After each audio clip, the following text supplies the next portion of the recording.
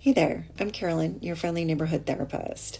I have a lot of clients that tell me about their partners being lazy, not following through, that sort of thing. And I'm here to suggest that maybe your partner might have ADHD.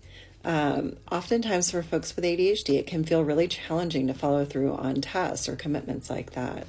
Sometimes they'll forget, sometimes it's kind of disorganization, or sometimes it just becomes really overwhelming to complete a task of kind of a big magnitude, like cleaning out the garage. You might find them just kind of focused in one corner, organizing their records, or forgetting to do the task altogether, or really avoiding it because it just feels overwhelming and uncomfortable for them. So very oftentimes it can feel like a lack of love or a lack of commitment to us because we're really asking for that help, and it's really, really challenging for them.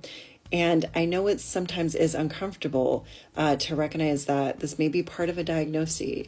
That doesn't mean that we're just saying that we approve of this, that it's okay, that they're never going to help again. But this is a great place to start in terms of assuming good intentions from our partners, as the Gottmans taught us. So I know there's been a lot of pushback lately. There's a lot of kind of new ADHD diagnoses. We're seeing a lot of people get diagnosed with that at a later age, and people are really starting to push back against it. And I think there's several reasons for that. I think it might feel more comfortable or more normalized, especially for us, especially if you grew up with these stories about people just being lazy, those sorts of things.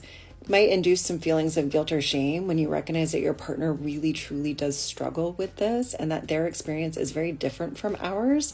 If you might be a little more neurotypical, or you might find it easier to complete tasks like I do, that tends to not be a big problem. But for my partner, he can get overwhelmed really easily. And so it's all about being aware of this. Again, I'm not saying that I don't ever expect my partner to get things done. He certainly does. But it's about recognizing that this is harder for him. This is hard in a way that it isn't hard for me.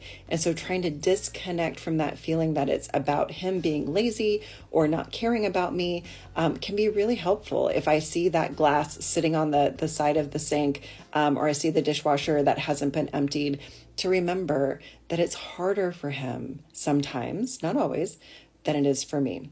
And so even just having a conversation with our partners about these kind of things that we're noticing, maybe helping them break these things down into smaller chunks, and maybe getting some professional help and talking with a therapist like myself can really do you some good as an individual, or do you both some good as partners.